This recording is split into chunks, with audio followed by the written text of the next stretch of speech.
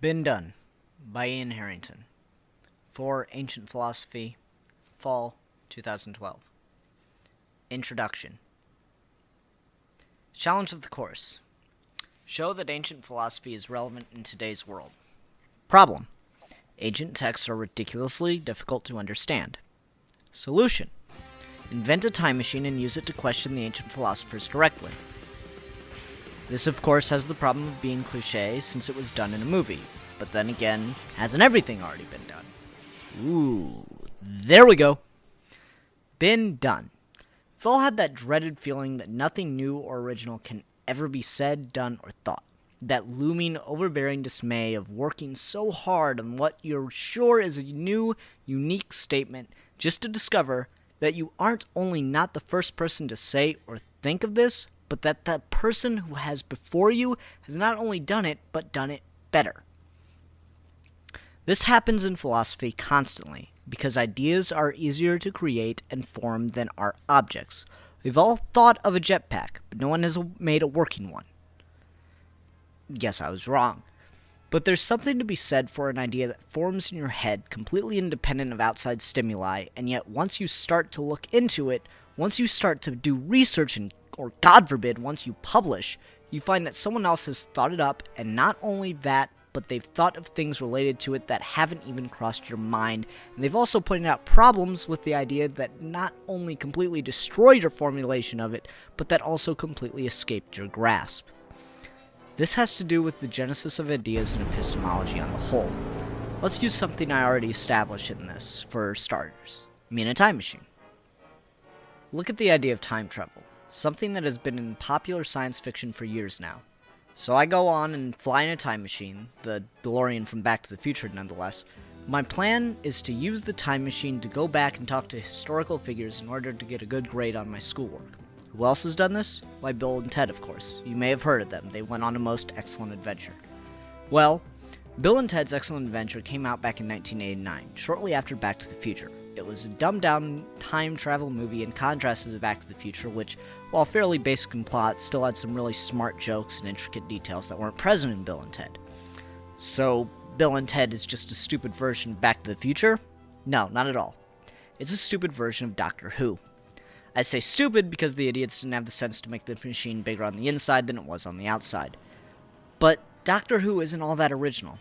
The main character, the Doctor, is fairly creative and interesting, but far from new to the world. He's the wise man who acts a fool. Hamlet ring any bells? But Doctor Who bears a striking similarity to Star Trek and the Twilight Zone. And the Twilight Zone was mostly adaptations of short science fiction stories. Now, you might think that I've dug myself into a hole here because you think you can see where I'm going. I'm going to try to reduce the entire genre of science fiction down to a few basic plot elements, right? Nope. What I'm reducing it to is two writers, namely Jules Verne and H.G. Wells. Both developed around the same time, Verne a little earlier and thus influential to Wells. Verne's science fiction was so influential that it eventually became science fact. Don't believe me? Go look at a submarine. Yep, almost identical to the object that Verne described. See what I did there? While talking about one subject, fiction, I was able to disprove uniqueness in another subject, underwater transportation. But then there's the argument that Verne's idea was unique. Nope, afraid not. Just his particular design. The Romans tried to make a submarine for years, and there was a myth that Alexander the Great had a glass one. But have I just disproven my own theory? Quote, Verne's idea wasn't unique, but his design was. You're clever if you think you caught me, but you're also wrong. I at no point claim that nothing has ever been thought of that is new, just that it feels that way and that we've all been there. Some things must be unique, must be new, because if they weren't, then nothing would ever be done. We'd be like a ship stuck in the doldrums. But let me get back to fiction for a moment. What I was trying to get at was that we can trace fiction back quite a ways for spheres of influence. All the time travel examples can go back to H.G. Wells in particular. But it's more than that. Fiction, not just science fiction, can be boiled down on the whole even further. Here's where we'll finally get into ancient philosophy, by the way. I'm not going to bother tracing Wells' influence and then the influences of those that influenced him, but I would be willing to bet you that they go back to Shakespeare, and he was highly influenced by an ancient philosopher, and that man's work on plot, Aristotle. Aristotle argued that any story could be outlined as such. There is a period of exposition or introduction. This is followed by the action or drama rising and reaching a boiling point as it comes to a head in the central conflict. Quickly, the climax would then present itself, and then the action will fall, leading to the conclusion of the piece. Except for Robocop, which kind of just ends right at the climax. Sorry, it's just such a great scene. Anyway, you can see Aristotle's point. There cannot be a plot that does not conform to his model in some way. Even when people try to make a movie or play that doesn't, they almost have to in order to convey any kind of message or sense of purpose to the audience. This isn't only in fiction. Look at a kid play with their toys sometime. There is clearly some kind of conflict that needs to be sorted out. It will involve a rising sense of action, a head, or a climax, and then will be resolved.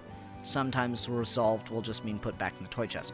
My point is that this isn't just lazy storytelling. This is a fundamental part of how we think, and it goes all the way back to the ancient world. To go back to Aristotle, this time with the quote, "It is not once, nor twice, but times without number that the same ideas make their appearance in the world." Which gets me back to the actual topic I'm writing on. I'm not arguing that all of fiction is derivative. I'm arguing that we feel as if our ideas aren't new. It's a feeling that makes you seem quite small, and utterly irrelevant. Aristotle just showed my hand, but this idea itself is not new. We can trace it through the ages, and that's just what I intend to do. So in his work, On the Heavens, Aristotle argued this idea more or less. He put forth the sense that we as people keep coming up with and stating the same thoughts. But let's jump ahead a little bit and look at the Roman Empire's era of history. Cicero once said, "There is no idea so silly that some philosopher has not already thought of it." Well, that certainly takes me out at the knees. Here I stand, all high and mighty, claiming to understand the idea that no idea is original, and then Cicero comes along and confirms it, while at the same time making me question whether or not he's saying anything to me about this very idea. Well, of course he is! Or at least I'm going to claim he is, because guess what? He's dead and he can't argue with me. Ha ha ha! Cicero understood something I've already brought up. It's not that no idea can be original, it's that it feels this way quite often. See what I mean? It's kind of annoying. I can't even be original, and claiming that the statement "nothing is original" isn't original. Sorry, this meta shit starts to get to you. Oh, I forgot to mention this back when I was talking about fiction, but who cares? So, you may think I was so brilliant tracing the origins of science fiction, but as much as I encourage you to think of me as brilliant as often as possible, that wasn't that impressive. Fiction writers, no matter the genre, are often very aware that what they've been doing isn't all that new. The perfect example of this would be the Simpsons Did It episode of South Park. See, for years, South Park had been criticized that they were stealing plots from The Simpsons, so they devoted an entire episode to it. The famous quote from which is, "Uh-oh, Simpsons did it! Simpsons did it! No! Simpsons did it! Simpsons did it! Ah! Don't have a cow, man! Oh, sweet Jesus!" I swear this isn't a step back to fiction from discussing the idea through the ages. I just wanted to demonstrate that many are aware that ideas aren't new. That episode of South Park fully admitted that they've used several of the same plots that The Simpsons did. They didn't care at all. They still felt they'd done enough original material to make up for it. So Cicero was right. It can feel like all these ideas are being recycled. But that's kind of a silly thought, because eventually you won't be able to trace every single thought down to someone else. And even if you do, there will eventually be an originator of the idea. So let's jump ahead from Cicero to a middle era. The Bard, Shakespeare, wrote a play, Titus Andronicus, which had the idea as a major theme.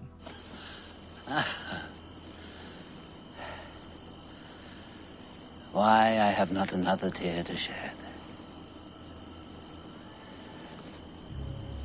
Besides, this sorrow is the enemy, and would usurp upon my watery eyes and make them blind with tributary tears. Then which way shall I find Revenge's cave?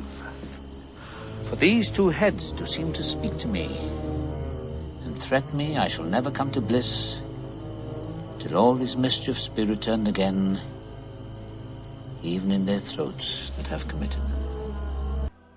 As I said, this was highly influenced by Aristotle, but that's already been covered. So moving on. Shakespeare brought the idea into a more poetic light. Also, it's a tad interesting that Anthony Hopkins played a cannibal again. Shakespeare demonstrated how oppressive and how daunting this feeling is. Someone who didn't, who used it as an empowerment, and who brings us closer to the present, is Nietzsche. In his work, The Gay Science and Thus Spake Zarathustra, Nietzsche discussed the idea of the eternal return. He wanted people to imagine that the universe was kind of on an ultimate replay. that every action had been acted, that every feeling felt, and that every thought thought, and would continue to do so over and over again for all time. This obviously relates to the topic at hand, but would seem to contradict my point backed by Cicero that the idea has occurred to everyone, but that it's rather silly, even if daunting. The eternal return would seem to argue that all these thoughts actually have been thought before, not that it just feels that way. Well, yes, if he actually believed the eternal return is fact. Nietzsche used the eternal return as a metaphor as part of his Superman argument. He challenged you to conceive of the eternal return as fact, and if that idea seemed unpleasant to you, then your life was being lived contrary to that of the Superman, because a Superman is confident in his actions and has no regrets. So, if the eternal return scared you, then you are weak, because you fear the idea that your actions or life are in such a horrid state that repeating them would be hell. Nevertheless, metaphor or not, Nietzsche was clearly aware of the concept of never being capable of thinking an original thought. He takes us closer to the present. Let's try and shoot just a little closer, though. William James, quote, "We are all mere bundles of habits." In his book, Habit, James argues that people are constantly doing the same things over and over, and that is what makes up their life. He is clearly aware of the concept which we have been discussing. He argues that we form our habits based on what we learn from day to day, and that those things that we learned are based on the habits of others who themselves only imparted this knowledge because they too had formed habits based upon other habits. He goes on to argue that this is all rooted in prehistoric behavior, based on the lessons natural selection taught all life in order to survive. Yep, this set of idea reuse could be argued to go all the way back to cells, but probably not entirely. It would be cool though, right? There's one other person I'd like to discuss who is very relevant to this topic. It ties in closer to what I was discussing at the beginning of this. Kirby Ferguson. Ferguson published a 4-part internet video series titled Everything is a Remix. He focused mainly on music in this, but his ultimate point was that we could look at any song and find traces of other songs in them using the term remix to label them. And it is here that I want to try to explain the problem I had writing this paper. A word. I couldn't find a word for this feeling that we've been discussing, which is why I keep referring to it as the idea or feeling. Kind of annoying though. But that's the thing. I'm sure a word exists for this idea, but I can't find it anywhere, so I'm going to make it. REMIXEHABTOLOGY. Probably should have decided to do that earlier. Oh well. In Everything is a Remix, Ferguson discusses how nearly every song going back to Mozart, and earlier even, is derivative in some way, shape, or form to some other song. They all probably aren't, and even if they are, they can't all be intentional, but it still feels that way. The same can be said of our ideas. We all think of things, they all seem to be so new, so profound, but then turn out not to be. I've shown this feeling is not new. It goes all the way back to Aristotle, which is why ancient philosophy is still relevant today. If the philosophers of ancient Greece felt their ideas weren't new, but yet we know some of them must have been. We know some ideas since then must be new. Then we know that eventually we all must come up with some new idea. So I implore you, read those ancient texts with as much interest as you would new ones, because they are just as relevant since the new works are likely derivative of the old. And the more you feel that what you think has already been thought, that just means you must be getting closer to a new idea, for we stand on the shoulders of giants. REMIXEHABTOLOGY is just that feeling you get as you climb atop another.